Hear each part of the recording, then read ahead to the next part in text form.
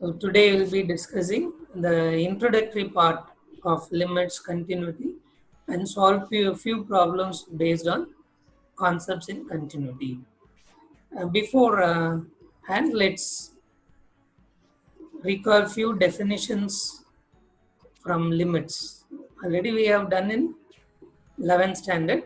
Yet let's have few practical examples and basic definitions from limits. So consider this a physical problem. I hope the same problem you would have discussed in physics.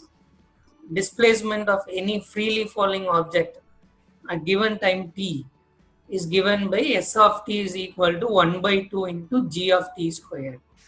As we all know, most of the mathematical concepts are developed to support or develop any new things in physics or chemistry, such applied fields. So this limits continuity, differentiability have major contributions from physicists also. So this example will better explain the concept of limit. So for a freely falling body, the only force acting on it is G, that is gravitational force, which is 9.8. So on simplification, we get when you substitute G is equal to 9.8, 1 by 2 of 9.8 is 4.9. So displacement at any time t of a freely falling object is given by 4.9 t squared. Suppose you want to get the velocity of this freely falling object at the time t equal to 4 seconds. I took the unit to be seconds because gravitational force, the unit is 9.8 meter per second square. So we follow the SI units. So if you want the velocity at the time t equal to 4 seconds, that is when the object starts falling, you use the concept of limits to get that velocity at the point. Now we know velocity is change in displacement. That's a mistake over there. It is change in displacement by time elapsed. So it is S of t1. Suppose t0 is the time at which the initial point of the interval, t1 is the end point of the interval, then the displacement. The change in displacement is S of t1 minus S of t0 by t1 minus t0. From the previous steps, we have S of t1 is 4.9 t1 square and S of t0 is 4.9 t0 square. Taking 4.9 in common, we get 4.9 into t1 squared minus t0 squared by t1 minus t0. So by the factorization, we have learned in the lower class, t1 squared minus t0 squared is t1 minus t0 into t1 plus t0. So cancelling out t1 minus t0, we get 4.9 into t1 plus t0. So now let's try to get the velocity at different time intervals. Of course, we are interested in getting the velocity at time equal to 4 seconds. But to understand the concept of limit, what it actually means, let's try to get the velocities at different time intervals. Suppose you are discussing in the time interval 3.09 to 4 and the average velocity works out to be 34.741. Suppose you are in the interval 3.9 to 4, we find it is 38.71. In the time interval, that is, we are moving closer and closer to our time, our required time interval, that is t equal to 4 seconds. Start from 3.09, we move closer and closer to 4. And what do you find in the velocity case? It moves closer and closer to 39.2. See, when we are far away from 4, that is closer to 3.09, the first cell, we have the velocity to be 34.741. We moved closer to 4, that is 3.9. And in that interval, the velocity is going to be 38.71. We move further closer, that is to the point 3.99 to 4, the velocity becomes 39.151. So move even closer, 3.999, then it is 39.1951. Now, we cross the time t equal to 4 and move towards the right. See the point closer to 4 to the right, that is 4.001. At that point, the velocity is 39.2049. So, to the left of 4, when we approach the t equal to 4 from the left hand side, we got 39.1951.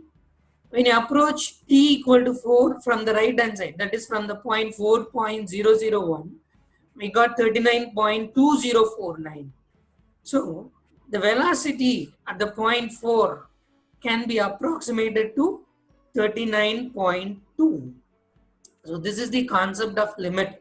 If you look at the values of the velocity, we started from 34.741, it gradually increased. But when it approaches t equal to 4, the change is very minimum. All the values are closer to 3.20. It is to the left of 4 or to the right of 4. The values are closer to 39.2. This is what we mean by limits. When you change your independent variable, the value for the independent variable, here the velocity depends on time. From the tabular column, it's very clear. As time increases, velocity is also increasing. So when you change t, the velocity will also keep on increasing. So if you want to get the velocity at a particular point, it is going to be a limiting case. What about the value when we approach from left? What about the value when we approach from the right? And here we find that t equal to 4, both the values are close to 39.2. This is what we mean by limit of a function. Anyway, in the next slide, we will take the formal definition for a limit, which you have learned in our lower class.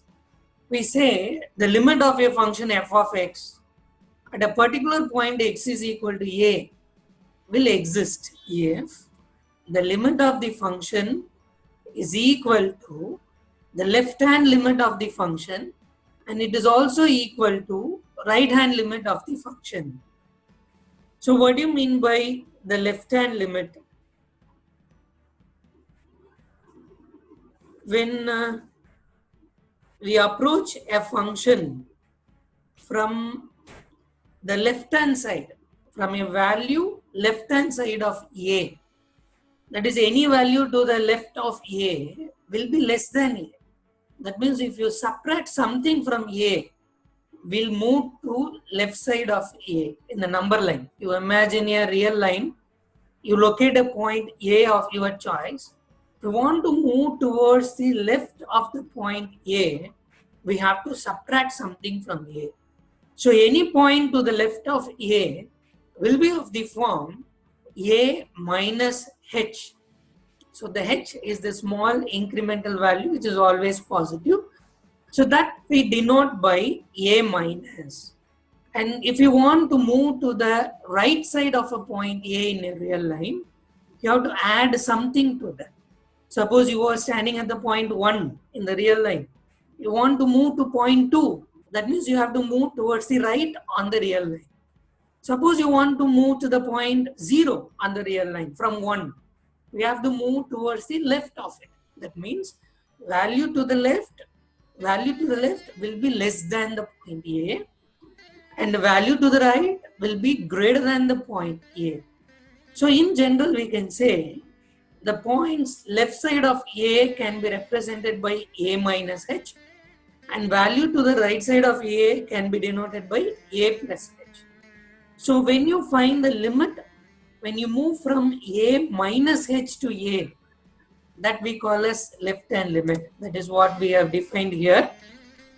So the left hand limit at a point A is given by, we move to the point A from A minus H, which lies to the left. That is the left hand limit. Similarly, the right hand limit is denoted by limit x tends to A plus. In that case, we move from the right hand side of the point, that is A plus H, towards A. That's why we take H is equal to 0.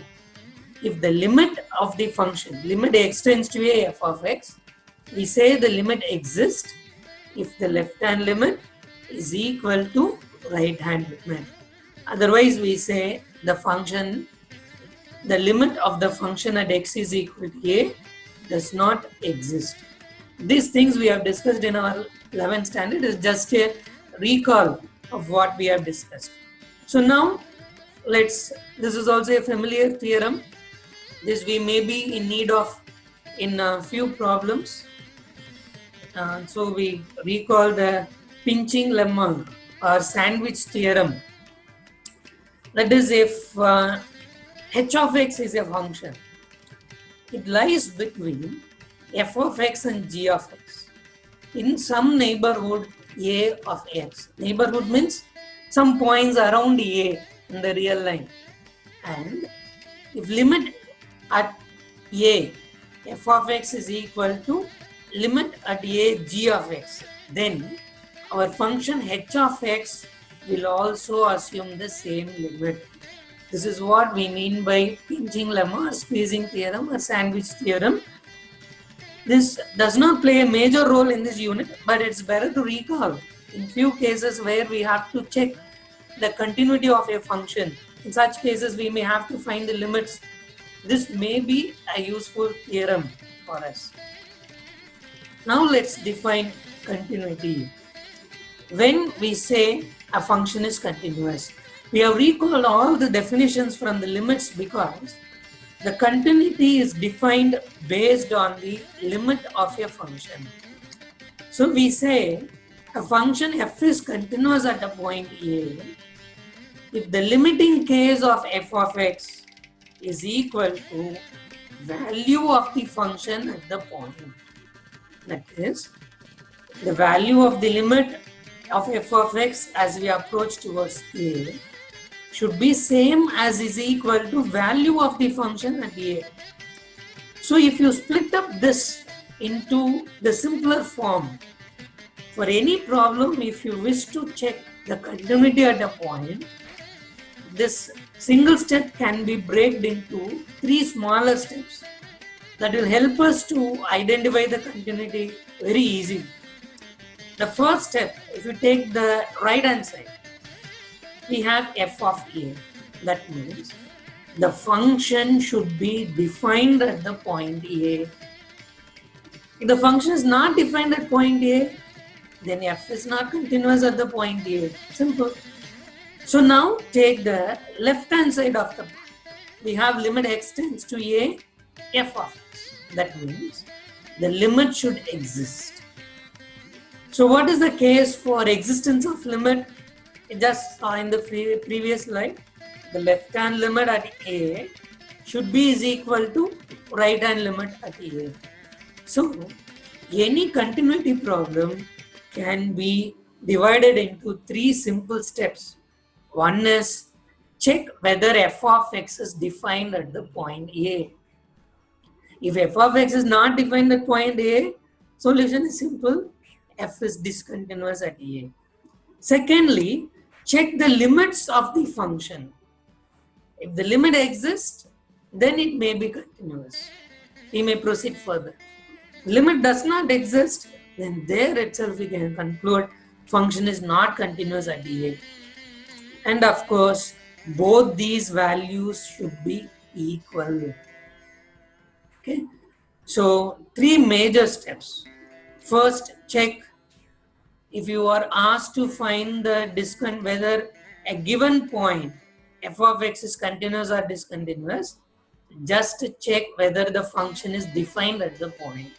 What do you mean by a function is defined? It should take some finite value. If it takes an infinite value, then we say the function is not defined at the point.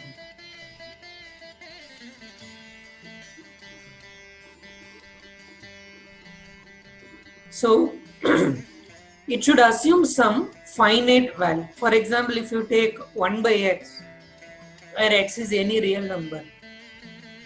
Now function is not defined at x is equal to 0 because 1 by 0 is infinity, which is not a finite value. So when x is equal to 0 is a point of discontinuity for f of x if x is a real number. But If x is a positive real number, the other case, positive real numbers means x is greater than 0. In that case, 0 is not a point in the domain. So, our 1 by x may be a continuous function when x is a positive real number. So, the first thing we have to check is whether the function takes a finite value at the given point or not. So, once that checklist is over, move on to the next point. At the same point, the limit of the function should exist. The limit does not exist, then again the function is discontinuous at the point. Now, if the above two conditions are okay, then we cannot say blindly the function is continuous. Both these values should be equal. The limit at the point A and the value of the function at the point A should be equal. Only then we can say the function is continuous. So, mostly in the last question paper, we got 2 1-mark questions from the continuity part. As I said, we get 8 marks from continuity and differentiability, of which 2 or 3 marks weightage can be given for continuity. So next thing, if a function is not continuous at point A, we say function is discontinuous at the point A. For better understanding, it's also better to discuss the discontinuities also, that we'll be discussing in the last slide. Now, when you claim a function is continuous in a given set, that is, we can say the set is called a domain. If a function is defined on a set A from A to B, then A is called the domain. We say f is continuous in A if it is continuous at every point in A. The points where it is not continuous are called points of discontinuities. If a function is not continuous even at a single point, we can't say a function is continuous in A. Now these are few laws in the continuity. If you know f and g are continuous functions, then f plus g is continuous, f minus g is continuous. I hope these definitions you have studied in 11th standard. F plus g of x is nothing but f of x plus g of x. The arithmetic operations on functions, the binary operations on functions. F minus g of x is f of x minus g of x. If both f and g are continuous, then f plus g is continuous, f minus g is continuous. Suppose f of x is equal to x and g of x is equal to sin x. We know x and sin x are continuous functions that we will be proving in the classes to follow. So now x plus sin x will also be a continuous function.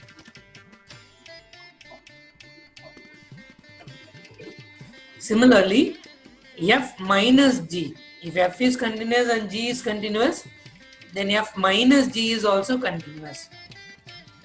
The product with the constant, that is, if x is continuous, then 2x is continuous, 3x is continuous. When you multiply a continuous function by a constant, the resulting function is also continuous.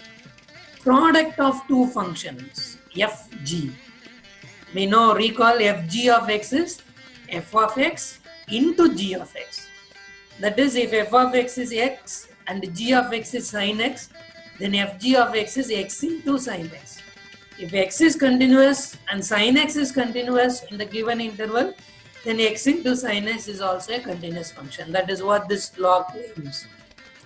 Then the quotient form, f by g.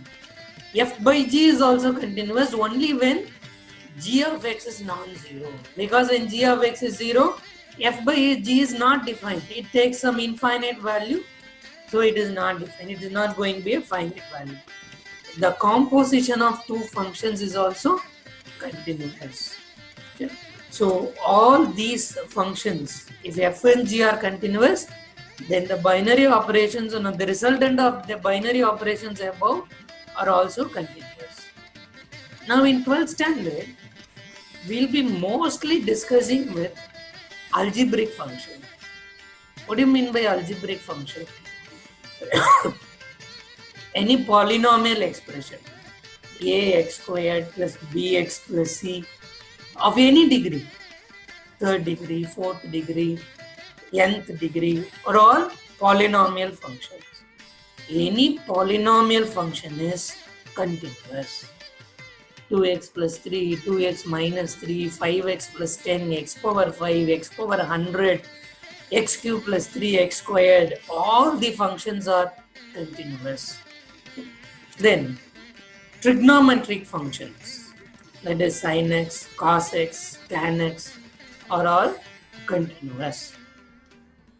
Of course, we need to specify the domain in few of the cases. The root function, that is root x cube. We can't claim these functions are always continuous. That's why we have used the word domain. These functions are continuous in their domain. What do you mean by the word continuous in their domain? Whenever the functions are defined at a given point. That is these functions, the rational functions. The rational functions means p of x by q of x form. The rational functions, the root functions, square root of x, cube root of x, square root of x cube. The trigonometric functions, sin x, cos x, tan x, are all continuous in their domain. That is at the points where they are defined. Suppose you take the function tan x, f of x equal to tan x. We know tan pi by 2 is infinity.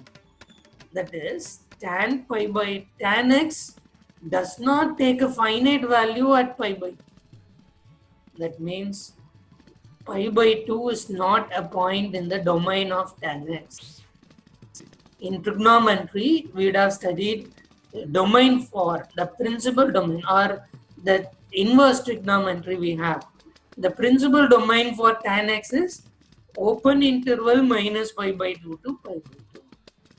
That means pi by 2 is not a point in the domain. So if you wish to check the continuity of tan x at pi by 2, then we have to say it is not continuous. Because tan x is not defined.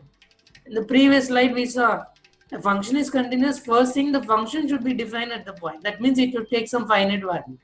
So because tan x assumes an infinite value at pi by 2, it is not continuous at pi by 2. But the principal domain of pi by 2 does not include the point pi by 2. So tan x is continuous in its principal domain.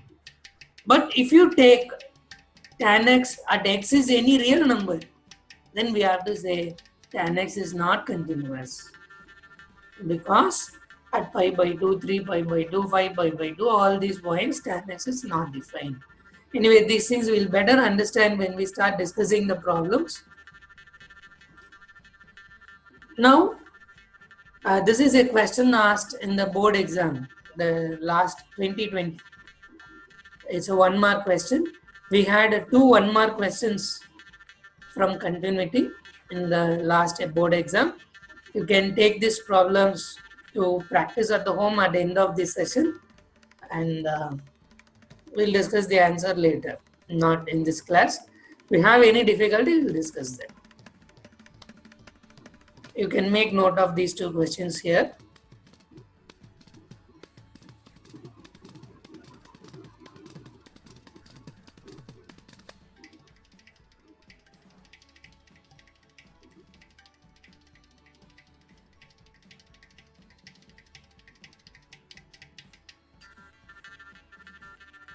Hope you would have taken down the questions. Now let's discuss the types of discontinuity. This will give better insight, though this thing is not included in our syllabus. This gives a better insight into the understanding of continuity. So always a positive thing, to feel the positive thing, we should know better about the negative things. Only if you experience the negative things, we can feel about the positive things. Similarly, if you want to understand continuity, it's better to discuss discontinuity. So the next slide, we'll discuss the discontinuity and types of discontinuity. Remember, these things are not given in the book, or they are not included in the syllabus. So the first one is removable discontinuity. See, when we discussed how to check continuity of a function, we gave 3 points. The first point is function should be defined at the point. So if function is not defined, then function is not continuous, f is not continuous at the point. So we can assume some finite value. We can redefine the function by giving some finite value at the point. Such discontinuous points are called removable discontinuity. Is x is equal to a is a removable discontinuity of f of x if f of a is not defined. For example, we just now saw the example of tan x. Tan pi by 2 is now infinity. That is, tan is not defined at pi by 2. So x is equal to pi by 2 is a point of discontinuity for a tan x. So we can call it to be a removable discontinuity. This we can remove by defining tan x is equal to some other value at pi by 2. Not any value. Again, it should satisfy the second condition also. Now there is also another case where we say the point is a removable discontinuity. That is, if the limits and the value, the limiting value and the value of the function are not equal. So we saw f of x equal to tan x when x is a real number has removable discontinuities at pi by 2, 3 pi by 2, 5 pi by 2, 7 pi by 2. So if you wish to make the function continuous at these discontinuities, we can choose appropriate value for f of x satisfying limit x tends to a f of x is equal to f of a. So here we have an example for a removable discontinuity. Take the first case. F of x is equal to x squared minus x minus 2 divided by x minus 2. Here, if you give x is equal to 2, it is not defined. The function is not defined because denominator is 0. So it is a removable discontinuity due to the first case, that is f of x is not defined at x is equal to 2. So x is equal to 2 is a removable discontinuity of the function. Now take this point. F of x is equal to x squared minus x minus 2 divided by x minus 2. That is the case when x not equal to 2 and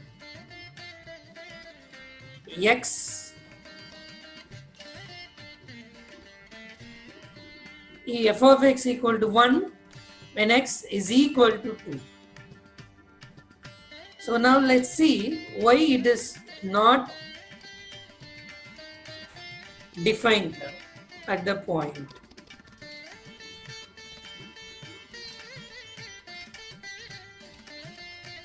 F of x is equal to x squared minus x minus 2 divided by x minus 2. This is the first case.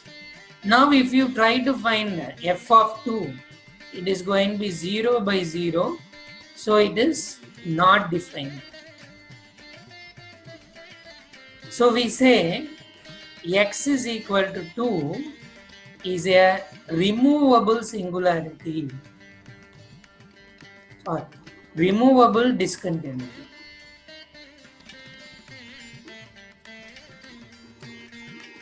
Of f of x. Now take the second case.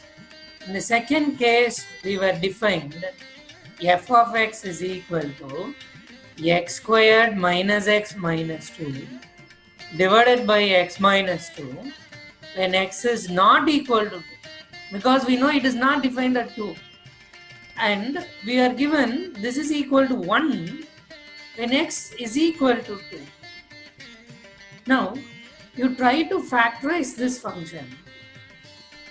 We have f of x. If you wish to find the limit, so try to get the limit x tends to 2 f of x, that is equal to limit x tends to 2, x squared minus x minus 2 divided by x minus 2. As in the above case, if you substitute x is equal to 0, if you give, sorry, x is equal to 2, we get 0 by 0, which is a indeterminate form. So in 11th standard, we have followed how to discuss how to solve the indeterminate form. So we factorize this function if factorizable. Otherwise, we go for L'Hopital rule or other rules we would have learned. So luckily, this is a factorizable function. It is x minus 2 into x plus 1 divided by x minus 2. So cancelling out the common factor, we have it is equal to 3. I hope now you would have understood the problem here. Limit x tends to f of x. The value of the limit at x is equal to 2 is 3. But the value of the function at x is equal to 2 is 1. So we have f of 2 is defined. What is f of 2? It is 1. Also, limit x tends to 2 f of x, that is also exists.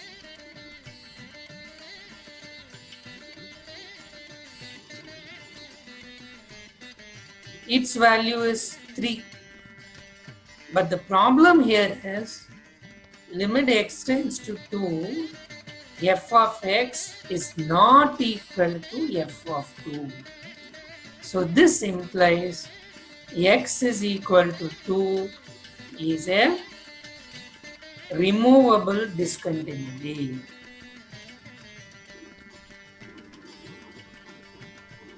So I hope you would have understand the concept. So this also explains why f of x is not continuous at 2.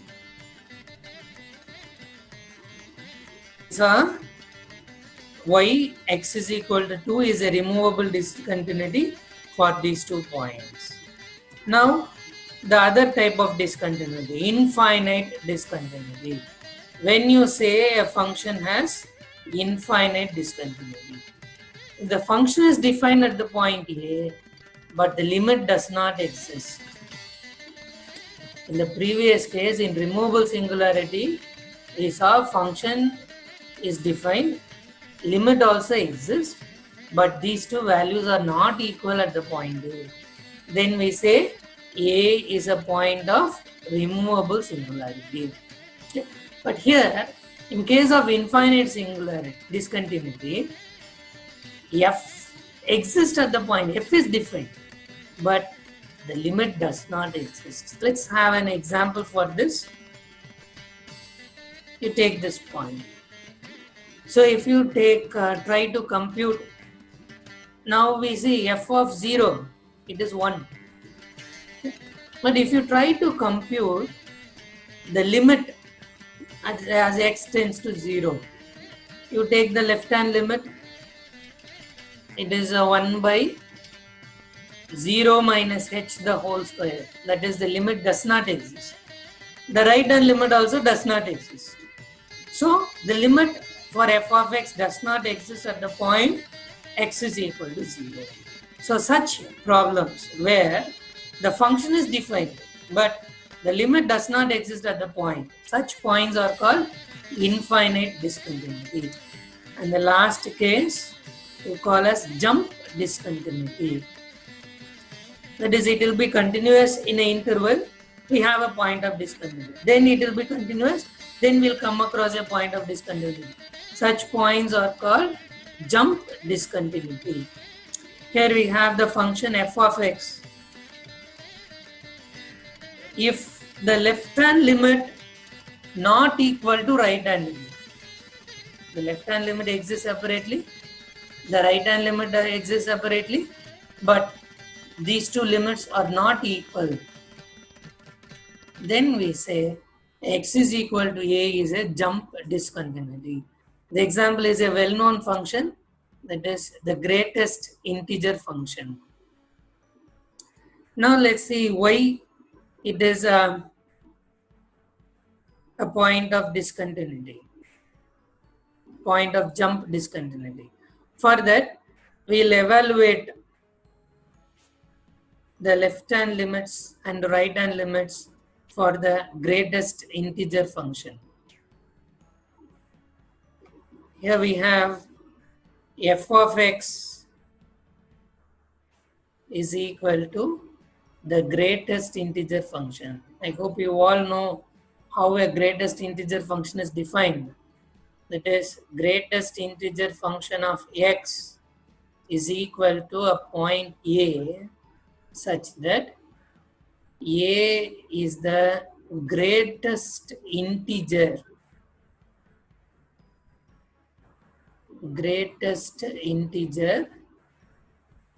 less than or equal to a. Suppose you have greatest integer function of 1.2. That is, what are all the integers less than 1.2? It is 1. It should be less than 1.2. So here we are 1.2. Less than 1.2 means we have to move towards the left. We are interested with the integer values less than 1.2. So these are the integer values less than 1.2. And the greatest integer among this all is 1. So the greatest integer function of 1.2 is 1. Suppose you have 1.9. What will be the value? So what are the integers less than 1.9? It is the same set of values, 0, 1, minus 1, minus 2, etc. So among these, the greatest integer is going to be again 1. So it is also equal to 1. Suppose you are in any interval. So if x belongs to open interval 1, 2. That is, these are the values 1.2, 1.3, 1.4, etc., 1.9, and so on. For all these values, the greatest integer function of x is going to be 1. Similarly, if x belongs to the open interval 2, 3, the greatest integer function, that is the case where x takes 2.1, 2.2, 2.3, and all those intermediate values also 2.001. In that case, the greatest integer function is going to be 2. So now let's come back to the discontinuity or the nature of continuity of f of x. Suppose you have limit x tends to 2 or limit x tends to k f of x, where k belongs to some integer. Okay. Now let's try to get the left hand limit. Limit x tends to k minus f of x.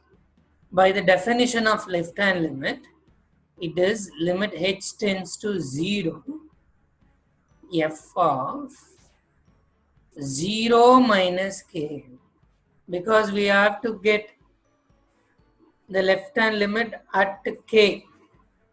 Oh, sorry. It is k minus h. So you take the number line. We are trying to get the left hand limit at the point k. So left hand limit means take any point to the left of k. It will be of the form k minus some value. So it is k minus h. So when you allow this k tends to 0, k minus h will tend to k as k tends to 0. This, when you move h closer to 0, this point will move closer and closer to k. So at that case, we try to get f of x. That is the left-hand limit. So here in this case, it is equal to limit h tends to 0, the greatest integer function of k minus h. So k is an integer. So the next integer to the left is going to be k minus 1. So if you take this case, for all the points between 1 and 2, the greatest integer function is 1. Similarly, for all the points between k minus 1 and k, the greatest integer function is going to be k minus 1. Now take the right hand limit. Limit x tends to k plus f of x. So now we are interested at a point to the right of k.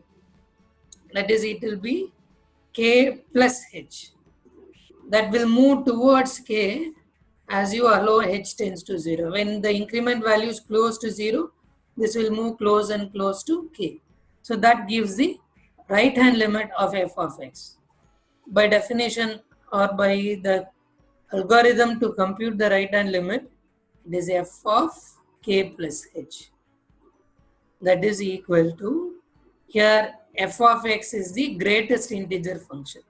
So it is greatest integer function of k plus h. So if you are any interval, if you are in the interval k to k plus h, so k plus the next value is going to be k plus 1. So for any value in between k and k plus 1, the greatest integer function will be k. You can again see from here. If you take 1 or 2, 3, for all the values between 2 and 3, the greatest integer function is 2. So for all the values between k and k plus 1, the greatest integer function is k. So now it is clear that the left hand limit of the greatest integer function at k is k minus 1 and the right hand limit is k.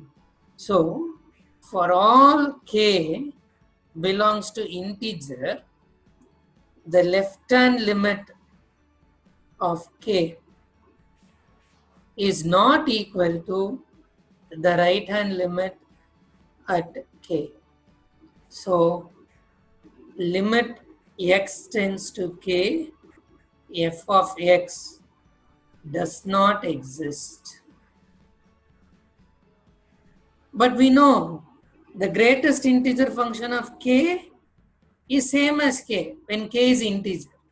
So function is defined, but the limit does not exist. So that is what we mean by